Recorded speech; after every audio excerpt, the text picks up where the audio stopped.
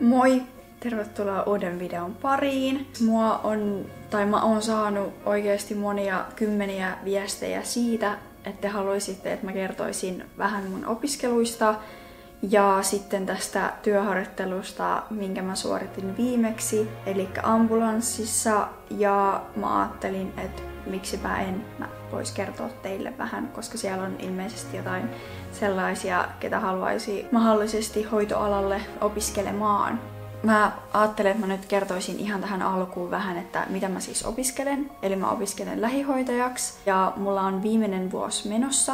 Ja mä suoritin siis 12 tutkintoa, mutta mä jätin sen viime vuoden lopussa. Ihan sen takia, koska mulla oli tarkka suunnitelma, mitä mä aion tehdä tämän lähihoitajan tutkinnon jälkeen. Mä aion siis hakea heti tänä syksynä, mä valmistun keväällä, niin syksyllä on seuraavat haut ammattikorkeeseen opiskelemaan ensihoitajan tutkintoa, ja mä en tarvitse siihen lukion todistusta tai YO-lokkia siihen, että mä pääsisin sinne kouluun. Tietenkin siitä ei mitään haittaa ole, mutta mä koin, että mä tuhlaan mun aikaa sillä, että mä olisin jäänyt vielä niin kuin vuodeksi opiskelemaan tekemään sen lukion valmiiksi, kun kaksoistutkintoa kun tekee, niin yleensä se on se 4 vuotta. Ja kun mä suoritan nyt vaan tämän ammatillisen tutkinnon, niin mulla menee 3 vuotta tähän. Niin haluan heti hakea uuteen kouluun ja päästä niin kun jatkokouluttautumaan. Silloin ysillä valitsin lähihoitajan tutkinnon. Mä en ole aina tiennyt, että mä haluaisin hoitoalalle. Mä oon siis kyllä kiinnostanut, mutta silloin ysillä mä koin, että ei ole oikeastaan mitään muuta vaihtoehtoa, mikä mua kiinnostaisi. Niin mä ajattelin, että mä otan tämän lähihoitajan tutkinnon ja sen lukion, että jos mä en vaikka tykkää tästä lähihoitajan tutkinnosta, niin mä voin jättää sen ja jatkaa sitten sitä lukioa. Mut nyt kävikin sitten toistepäin. Ja en ole kyllä päivääkään katunut, että lähdin opiskelemaan tätä lähihoitajan tutkintoa, koska oon tykännyt tosi paljon. Ja tämmönen hoitoala niin tuntuu ihan omalta jutulta.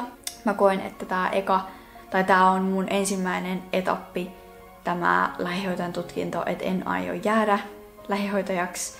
Haluan tosiaan jatkokouluttautua ensihoitajaksi. Lähihoitajan tutkinnossa viimeinen vuosi, eli 3. vuosi, on erikoistumista johonkin osaamisalaan.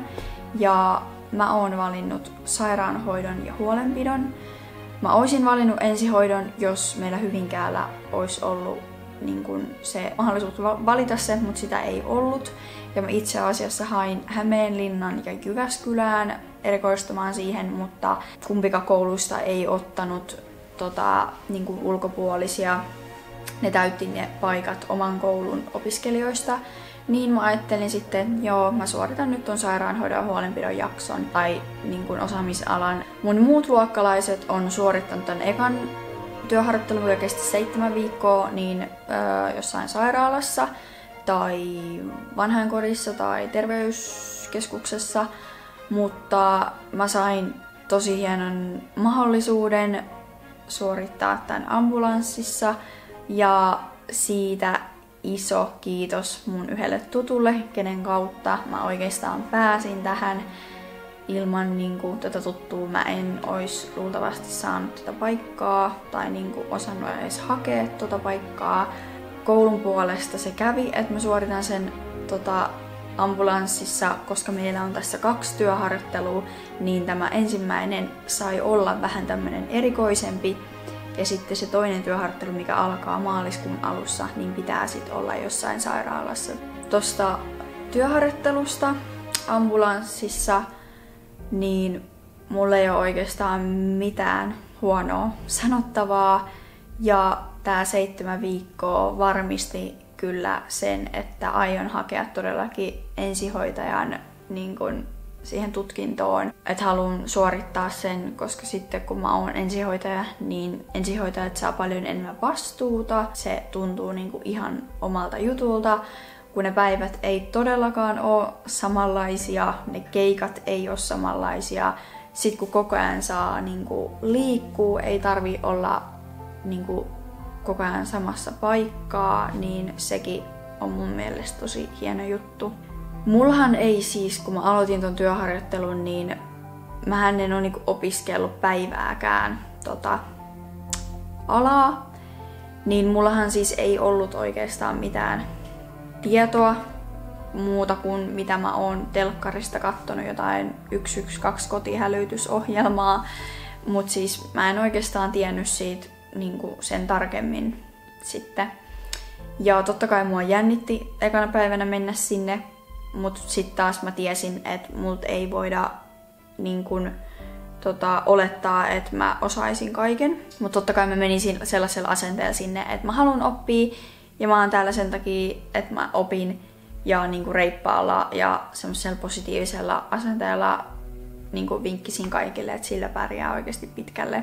Mulla oli tosi kiva ohjaaja ja se on oikeasti tosi tärkeää työharjoitteluissa, että sä tuut sun ohjaajan kanssa juttuun ja te pystytte kommunikoimaan kaikista asioista. Mulla on käynyt niin hyvä tuuri, että niin kun mulla on aina ollut tosi hyvät ohjaajat ja en niin kun voi valittaa niistä mitään. Toi työharjoittelu niin meni sillain, että ensimmäinen päivä ja oikeastaan vähän niin kuin ensimmäinen viikko, niin mä olin ihan vaan mukana ja vaan niinku seurasin sitä, mitä ne tekee ja näin, koska en mä niinku osannut tehdä mitään hirveästi, perus jotain autoin nostoissa ja näin, mutta semmoista pientä. Siitä sitten kolmannella viikolla, niin mä aloin saada niinku kirjaamaan, kun niinku aina hoitotyöhön liittyy kirjaaminen ja eli se, mitä niin kun kaikki kirjataan ylös.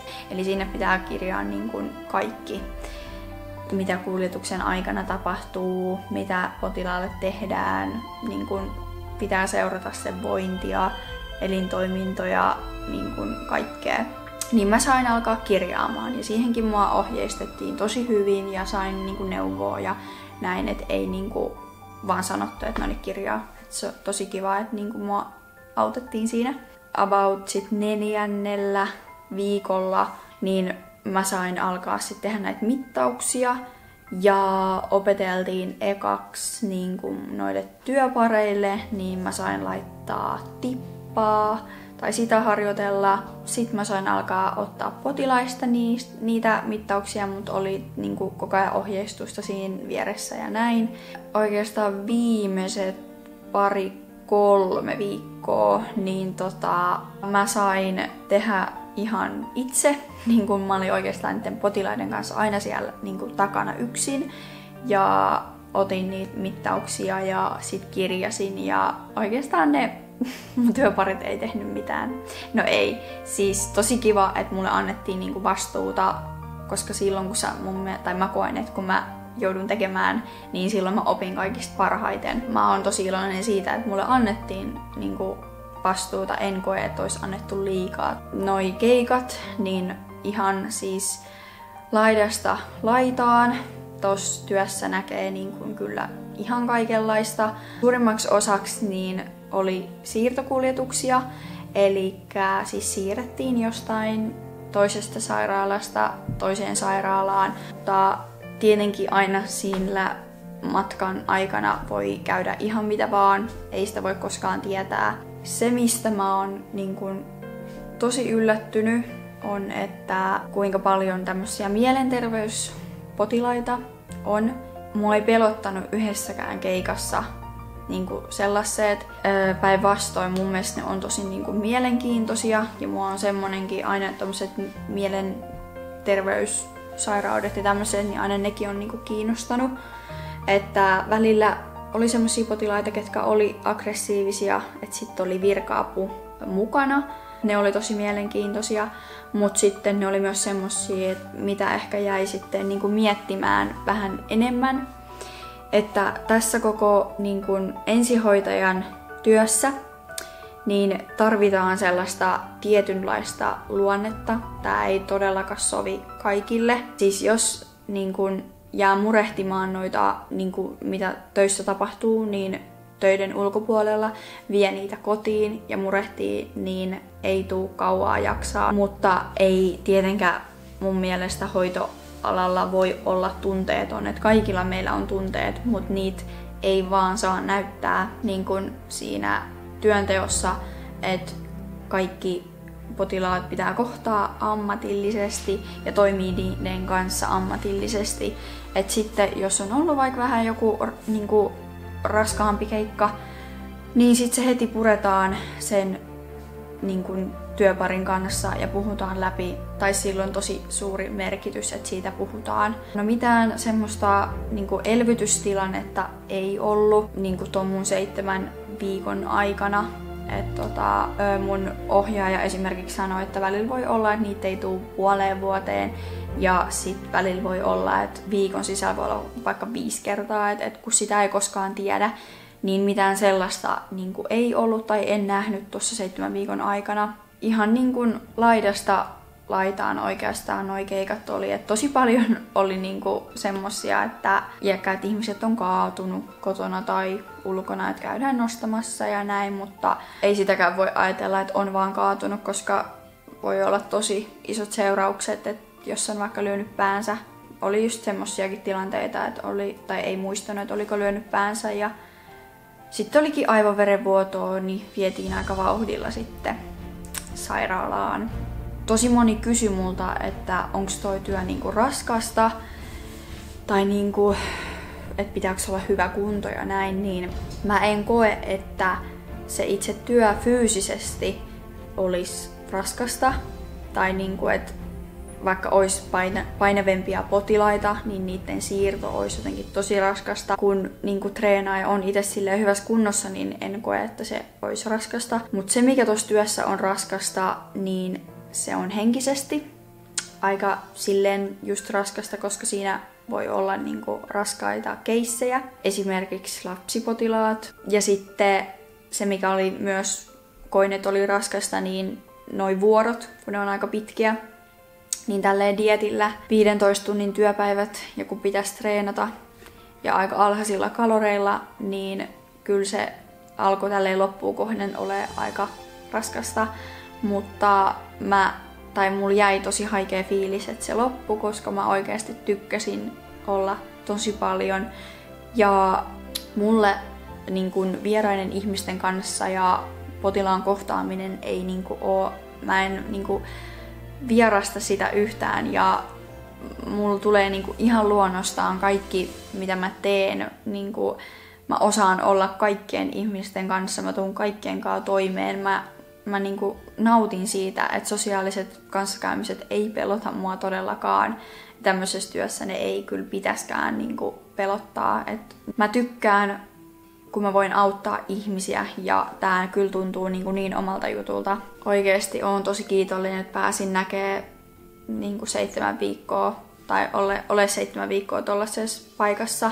Suosittelen kaikille, jos on kiinnostusta vaan ensihoitajan työstä, niin menee johonkin harjoitteluun, koska siinä näkee, että millaista niin se työ pääsääntöisesti on. Joo, kokonaisuudessaan toi harjoittelu meni oikeasti paremmin kuin hyvin, että kyllä mä niin siitä kiitettävän sain. Ja mä tykkäsin oikeasti olla siellä, ja mä toivon, että se näkyy myös mun työssä, ja kyllä mä sain ihan konkreettista palautetta myös niiltä potilailta, että niin kuin kiitos hyvästä hoidosta ja näin, että se on tosi tärkeää ja se motivoi oikeasti aika paljon. Mä opin ihan järkyttävän paljon kaikkea uutta, siis ihan tosi paljon, mitä koulussa ei ole kerrottu kautta opetettu. Noi työharjoittelut on semmosia ainakin omalla kohdalla, että mä opin niistä paljon enemmän kuin koulussa niin kuin istumalla. Joo, mä yritin nyt mahdollisimman paljon ja kattavasti kertoa. Tää video on kestänyt 19 minuuttia. Niin jos jäi joku asia vielä mietityttää, niin laita tonne alas tai kommentoi tonne alas, niin mä yritän sit vastailla sinne. Eipä mulla nyt oikeastaan muuta tähän enää lisättävää. Toivottavasti tykkäsitte videosta, laittakaa peukku ylös, jos tykkäsitte, ja me nähdään taas ensi videossa. Moi moi!